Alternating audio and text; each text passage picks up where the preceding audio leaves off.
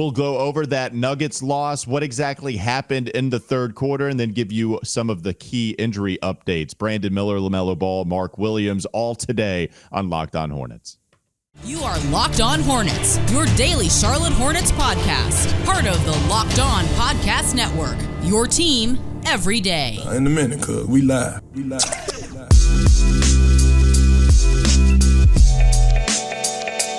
It's Locked On Hornets, part of the Locked On Podcast Network. It's your team every day. Thanks for making us your first listen. We're free and available anywhere you get your podcast, and that includes YouTube. This episode is brought to you by Game Time. Game Time. Today's episode brought to you by Game Time. Download the Game Time app, create an account, and use code LOCKEDONNBA for $20 off your first purchase. That's Doug Branson, switching it up a little bit, by the way, if you watch them on YouTube, where you can always catch us on your podcast feed, everyhornetsboxscore.com.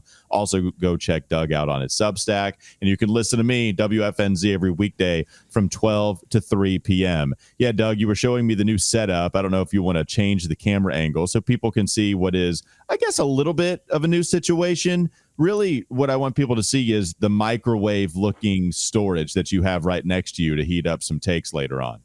Yeah, so, I mean, it's not all that changed. I've just moved a few things around in the office. I'm sitting now. Listen, you go on a break, and you want to come back. You feel refreshed, and sometimes you need to refresh the look as well. So I've still got some work to do, but we're getting there. We're getting closer. All right. The microwave right next to you. Like, I can't wait for us to figure out how to use that with heating up some takes. Even though it's storage, I like the idea of having that be some type of machine that we've gone to in the past. And so I'm scared of what kind of power you could bring with some old-fashioned hot takes via the microwave. You never know. We'll have to see. I really don't. We'll see what happens. All right, let's go to the Denver Nuggets loss here, Doug, because it was a surprising first half. I thought they might give us a little bit of a Christmas treat in the first half. The Denver Nuggets, the reigning champs. Yes, it was at home, but that doesn't mean anything. Denver absolutely could have won this game, could have won the first half, even if it was in the Spectrum Center. And then the Hornets went crazy cold. Mike Malone, after the game, discussed them calling 3 stops in a row a kill for Denver. So anytime you get that, it's a kill, right? They had 17 straight stops in the third quarter, and so they went on a killing spree in the third quarter. Hornets don't even reach double digits in the third, only score 9, and eventually that's what leads to the Denver Nuggets 102-95 win. So, I mean, only single digits at the end of this, and they were ahead, Doug, in the first 24 minutes of action, but just couldn't hold it down coming out of the locker room. I love it. I love Mike Malone getting creative there, trying to reach his young players. A lot of these young guys now, they get done playing their game and they go and play another game like Call of Duty. And so, trying to connect with the young guys, getting a way to, for them to acquire some kills, get a killing streak, get a drone strike. I mean, these guys, that's how look, you're trying to connect with them. I appreciate that creativity.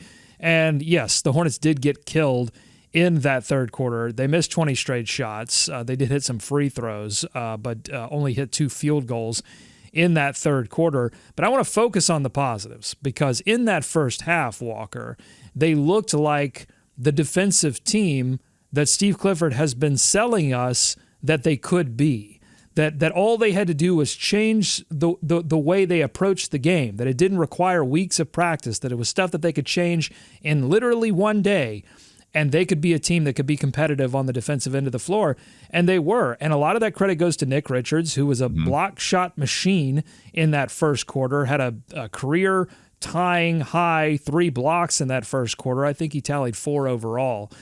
And he was doing it without fouling, which is, as you could ask Steve Kerr and the Golden State Warriors, it's tough to do that with Jokic. It's tough to guard him without sending him to the line for 18 free throw attempts. The Hornets somehow managed to do it. Now, yes, the Nuggets had played a lot of games, and the Hornets were rested heading into that game.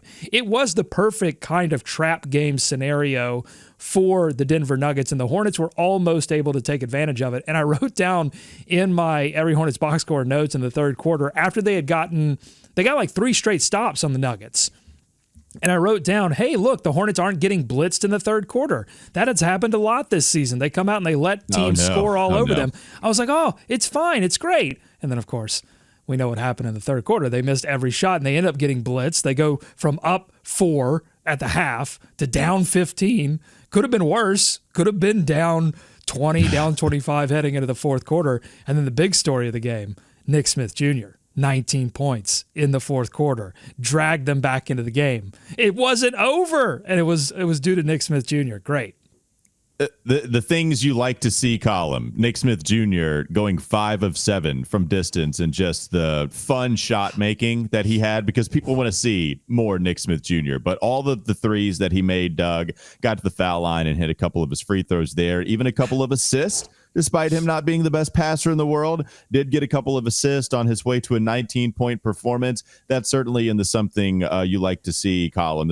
Something nice you like to see column. And so we liked Nick Smith Jr. getting in these minutes with Brandon Miller. You may have liked it. I loved it. He was pepperoni hot pocket hot. I mean, it was you take the first bite and you go. That's how smoking hot he was. And here's the thing. Nobody else on the Hornets was hot from 3, and especially after Brandon Miller left the game with an ankle injury after Peyton Watson tried to block a shot and fell on top of him and hurting his ankle. There was no three-point shooting. Miles Bridges was awful from 3 in this game. P.J. Washington could not hit an open 3 to save his absolute life, and I thought, down 15, nobody can hit threes. This game is over, over, and then Nick Smith Jr., I think we just saw a man start to earn a rotation spot. I'm not saying it's 100% solidified yet, but I think you saw the beginnings of a rookie making his mark to Steve Clifford and saying, look, man, you gotta find some minutes for me now. All right, so let's get some more Nick Smith Jr. We'll get to some other takes. I just wanted to dispute your pepperoni hot pocket hot take. The only reason I don't like it is because, yes, you're right. The first 3 bites are burning hot, but in the middle, it's ice cold. And so Nick Smith Jr., there was nothing cold about his performance. That's why I don't love the hot pocket reference, but maybe it's like perfect. The first half of your hot pocket. No, it's perfect. You know why? Because he sat in the microwave for so long. That's the thing. You put Nick Smith Jr. in the microwave for the first 3 quarters, and then you unleash him in the fourth, and that's what you get. You're just if your pepperoni hot pocket is cold in the middle, then you're microwaving wrong. Then you're not microwaving it long enough. No, because then it gets unbelievable. I like pizza roll hot. Just me. I think pizza roll hot. It explodes in your mouth. It's really hot, but you can at least bear it. And so hot pocket hot, that's just a little too cold in the middle. We'll move on pretty quickly because of that look on your face. Coming up next on the Locked On Hornets podcast. Don't go to sleep on the Hornets just yet. Want to give a few other details as to what took place in this game against the Denver Nuggets, and then we'll get to the Michael Scotto report about front office changes still to come. That's still to come here on Locked On Hornets. Today's episode is brought to you by eBay Motors. Our partners at eBay Motors have teamed up with Locked On Fantasy Basketball host Josh Lloyd to bring you some of the best fantasy picks each week, all season long. And whether you're prepping for a daily draft or scouting the waiver wire, every week we're going to provide you players that are guaranteed to fit on your roster. So let's see who Josh has picked out for us on this week's eBay's Guaranteed Fit Fantasy Picks of the Week.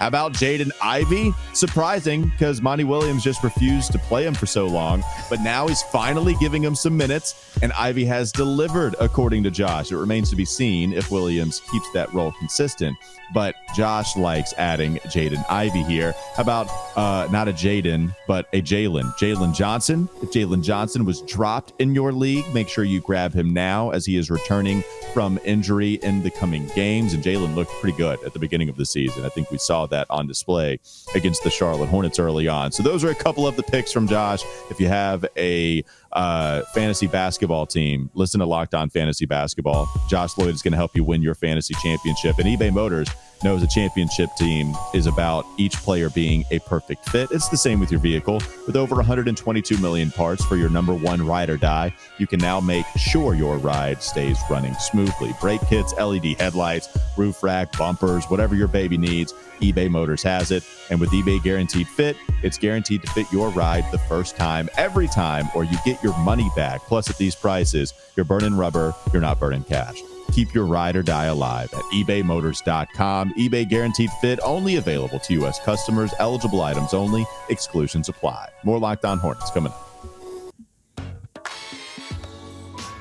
All right, we'll get back to the game in a moment because you said you have a lot more takes on this. I had a few more as well. And so we'll get back to, there you go. We'll get back to, we'll put that in the microwave, heat it up for the third segment, and then bring it out. And it'll be Hot Pocket hot, pizza roll hot, whatever you prefer. Let's get to this Michael Scotto report here, Doug, because here's what Michael Scotto had to say during the time that we had off. Quote, the Hornets are headed for an 8th straight season in the lottery, and there's a strong belief that changes will be coming to Charlotte's front office by next season at the latest, according to NBA executives across the league who spoke with Hoops Hype. During the Mitch Kupchak era, the Hornets have lost both play-in games they've appeared in, never advanced to the playoffs, and only have one winning record in just one season. So let's just look at that part first. I'm not surprised at all. I don't know how much of this is reporting here, Doug, but I think we all anticipate some major overhaul as you have new ownership step into that position. It's something you see anytime new ownership steps into that position in any sport, but especially with a franchise that has not been successful over the last 5 years, at least with this regime at the helm. And so I would imagine they're going to move on from Steve Clifford, just how it's going to be. And I would imagine, especially with the reports 2 years ago that Mitch Kupchak might not have his contract renewed, this would be the time for them to just move on. Yeah, I think the most interesting thing are the two names, and we've heard, I think, both of these names before, but the fact that they are persistent through these Scotto scoops. Love a good Scotto drop, love a good Scotto scoop. Okay. Not as much as I love going fishing, but Scotto scoop. Love his work here on the Charlotte Hornets. Somebody paying attention to the Hornets franchise, that's always a good thing. But Jeff Peterson, we dug into him, has some ties with the Spurs. And this is for GM, just real quickly. I didn't read that part of it. And so some names to keep an eye. I don't know if you were listening. Maybe not. That's okay. I wasn't. Some names to keep an eye on. Should Charlotte make a change in the front office? Is that a fine? Should that go in the flip bucket whenever I don't listen? Probably, all right. That's $1. Or if Mitch Kupchak moves to a different role within the organization. Some of the names to keep an eye on include Nets assistant GM Jeff Peterson, as you were referring to, and the Wizards senior vice president of player personnel Travis Schlenk. That's what league sources told Hoops Hype. And so you can continue on with your Jeff Peterson and possibly Travis Schlenk take. Well, I'm surprised you skipped it because to me, that's the juiciest part of the Scotto scoop. I just took a break and then moved on. I didn't skip it. I just said, I said, let's stop here before we move on to the names. I maybe not said the names, but it doesn't matter. We're in regular season mold here. It only takes 5 days to completely destroy our chemistry. But here you go, Doug. What do you have on Jeff Peterson and Travis Schlenk?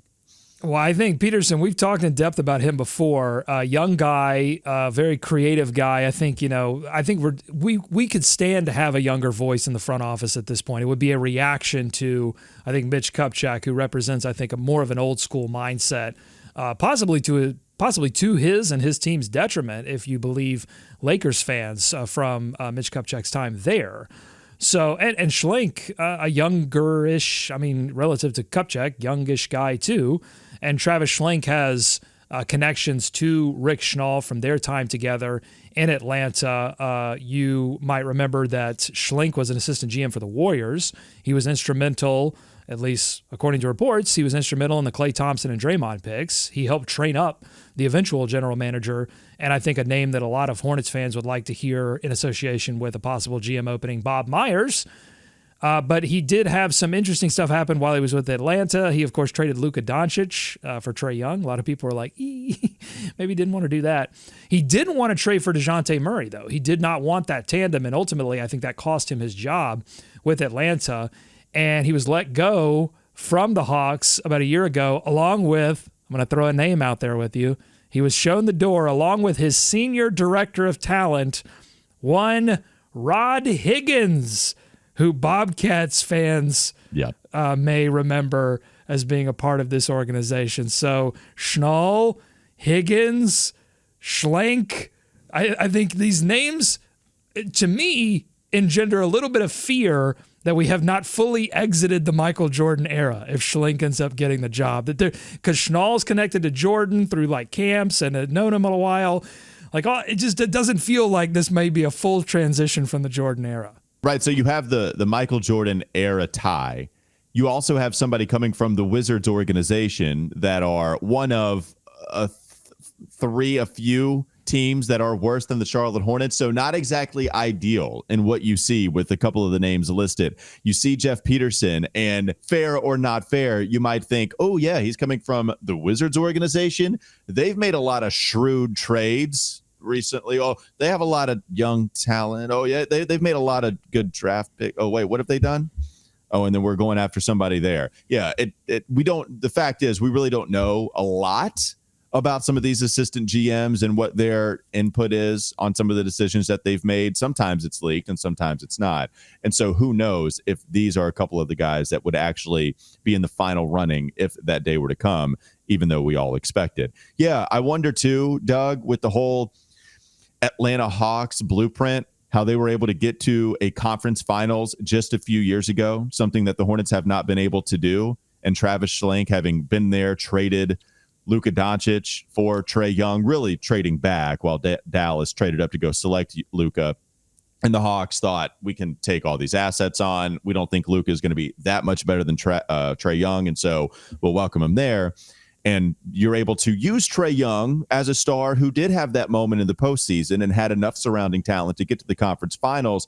And so there's something very similar. There's something that we've tried to copy and paste here in Charlotte, at least in the content zone, where we say, okay, LaMelo is a point guard. That's a really good passer. That's also a really good shooter. And this is a team that has not had a ton of success. I know the Hawks have, but maybe there's some kind of small market thing here that you can copy and paste and say, okay, LaMelo can bring this team to a conference finals, right? Like maybe that's the thinking behind Schlenk. And I just don't know if that's something that would be able to happen, because it's also, the Hawks flaming out quite badly as you're seeing continue on even post Schlenk era. It's going to be so interesting who they decide to go with, because that person coming in is going to have an interesting task at hand. You've got an all-star potential player in LaMelo Ball that you need to surround with talent. And yet the players around him, I think there are serious questions about most of those players, whether they really have a future in Charlotte. And so you've got to find somebody who can tear down, but at the same time build up. Because I don't see the next couple of years for the Hornets being a full tear down, we're going to get bad and acquire assets. I view it more as, okay, we've got to find ways to creatively move some of the young talent that we don't want to necessarily wait on, and bring in some more veteran talent, some players that represent how that general manager and the potential new coach view winning basketball in the Eastern Conference. But you've got to do those things at the same time. So it'll be a very interesting job for that new general manager when and if they make that move. And just to be clear, too, like, yes, there is the Michael Jordan tie, but the easier, right? We kind of skipped what the main tie is, and the fact that Rick Schnall was a minority owner with the Atlanta Hawks organization during that run. And so, yeah, like, we can work a little harder to make the Michael Jordan tie in here, which probably is true. I don't know what MJ would be saying, but really the easier stop along the way is just going to Rick Schnall, having worked with Schlenk during his time with the Hawks. That's probably the easier one to roll with, but it's not as spicy. You got a microwave now. We need to heat things up. I can't do another Higgins. I can't. I'm sorry. I cannot do another. I can't do a Corey Higgins. I cannot do a Rod. I just cannot do another Higgins, please. Yeah. Oh, yeah. Corey Higgins. There's too much Bobcats trauma that we must avoid at all costs. If they welcome Corey Higgins back, then I think we'll have a big old issue and know that MJ has to be a part of this some way, somehow. Let's go to one more segment, give you injury updates and more thoughts on the Nuggets loss. Coming up next on the Locked On Hornets podcast. Don't go to sleep on the Hornets just yet. What are the updates on Brandon Miller, even Terry Rozier not suiting up for this game against Denver? Is he even ready to go against the Clippers, the next game on the schedule? We'll get to that in just a moment in the last segment of Locked On Hornets. This episode is brought to you by Game Time. You can do it, Doug. You want to do it? Game Time. Game Time. Game Time is the only ticketing app that gives you complete peace of mind with your purchase, and you can see the view from your seat before you buy, so you know exactly what to expect when you arrive. All-in prices show your total up front, so you know you're getting a great deal without hidden fees, and you can buy tickets in seconds with just 2 taps. It's that easy. Game Time has deals on tickets right up to the start of the event, and even an hour after it starts. It's the place to find last-minute seats, and you can find exclusive flash deals and sponsored deals on tickets for football, basketball, baseball, but not just sporting events, also concerts, comedy, theater, even more than that, with zone deals too. You pick the section, and Game Time even picks the seats for you for an average of about 18% savings. It's pretty good. Take the guesswork out of buying tickets with Game Time. Download the Game Time app, create an account, and use code LOCKEDONNBA for $20 off your first purchase. Once more, download the Game Time app, create an account, use code LOCKEDONNBA for $20 off your first purchase. One more segment to go. Locked On Hornets. All right, Doug, let's go through the injuries here because, as always, this is just what we have to do watching the Hornets these days. So if you go to Hornets PR, Terry Rozier actually not on the injury report for this game that they have today against the Clippers. Yeah, Brandon Miller is questionable with that right ankle injury he suffered against Denver early on, would leave the game, would not return, which really hurt them, of course, because Brandon has been one of their better players this entire season. But Brandon is questionable for this one. Mark Williams, lower back contusion. Can you guess what designation they gave him, Doug? Just take a wild guess what he is coming into this game. Well, I doubt I'm going to get this wrong. I think it's doubtful. That is correct. He is doubtful once more, and Josh Lloyd, who we've mentioned for a second time now, is hot about it. He is not happy.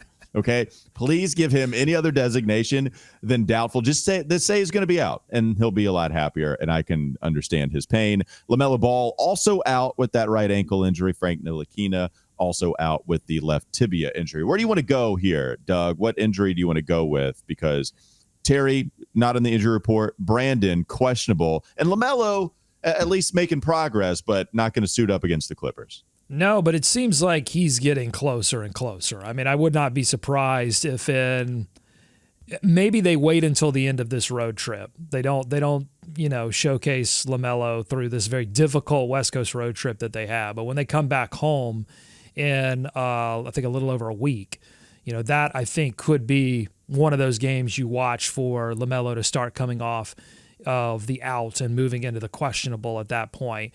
So that's very encouraging. I think if the Hornets had Terry Rozier in that game against Denver, they would have won. I don't think they're missing their first 20 shots in the third quarter. And then you get Cody Martin back as well. So this team is starting to get healthier. Now, will they start to play better? That's a big question because even Clifford was like, look, we got to get guys back. And then once we get all the guys back, then we got to find a way to play because you haven't had your the main part of your rotation really all season and going back to last season as well. They have not really figured out a way for your top, 9 or 10 guys to play together.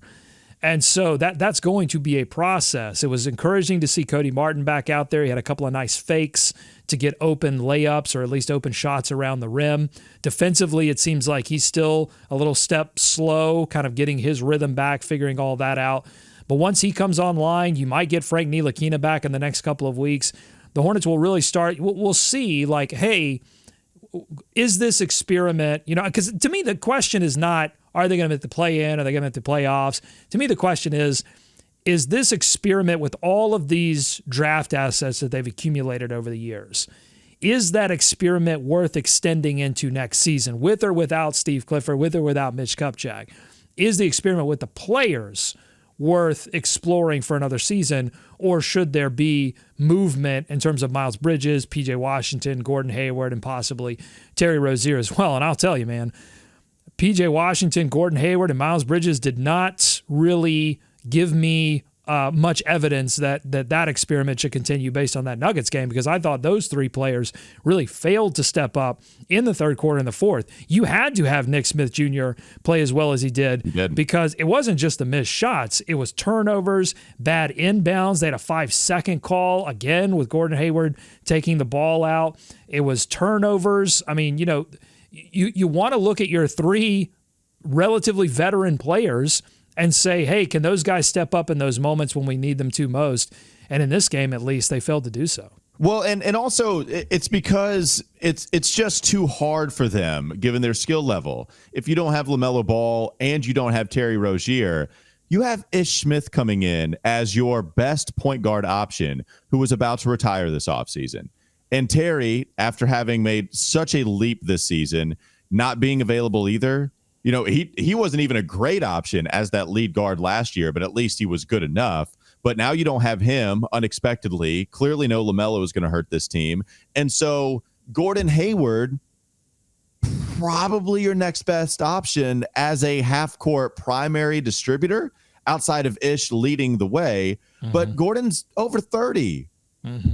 And it was not ideal. It's almost like maybe that helped give Denver 17 kills. I'm sorry, 17 straight stops and almost 6 kills, if you want to go with Michael Malone terminology. Yeah, Nick Smith, he can come in, and he has to save them by hitting all of the shots from deep. That's what saved them in this game, as you've mentioned so many times. So if you want to go to what these guys' roles are best suited for, Miles Bridges is the one that maybe you could have expected. It's the most logical place to go. We need offensive takeover from one player when LaMelo and Terry goes down. The next capable guy of doing that, it's Miles. He didn't do it. He was 2 of 11 in the second half, didn't step up. PJ was hot in the first half. He finishes 6 of 20 because he missed so many shots in the second. But in the first half, he was hitting those shots. He just didn't have it for 4 quarters. He did give you 6 stocks, 4 steals. The second game in last 3 where he's had a career high in steals, gave you a couple of blocks as well. But PJ is not going to be the guy that you want to depend on offensively. Gordon's too old. And so this is just another case of the injury bug hurting the Hornets once more. And yeah, like I think if you were to ask, okay, who's the guy that isn't stepping up as much? It's Miles. That's the logical place to go when your top 2 players are down, to go to your third best player, which is Miles Bridges. Maybe it's true that it's still taken him a while to get into the rhythm because it's been a long time since he's played a game because of his own doing. But that is what it is right now. And it took Nick Smith Jr. coming in red hot in order to even give them a chance in the fourth quarter. He was 2 of 12 from 3 in this game, Miles Bridges. Cleaning the glass has him in the 26th percentile among NBA forwards in three-point shooting. His overall points per shot attempt is below average. He's still missing a number of shots at the rim when he goes ISO. I mean, he can get to the rim with ease, but he's just not hitting those shots particularly well. And PJ Washington also struggling from 3. He's in the 27th percentile among players at his position from 3. It's not great. And you wonder, like, can PJ Washington find a rhythm?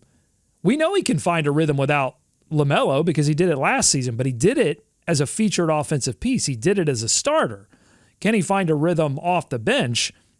Yeah, I think that's still a big question mark. And Miles Bridges, who is going to be looking for some team, whether it be the Hornets or another team, to take a chance on him in the offseason and give him the contract that he wanted the Hornets to give him this past offseason. The Hornets were unwilling to do that.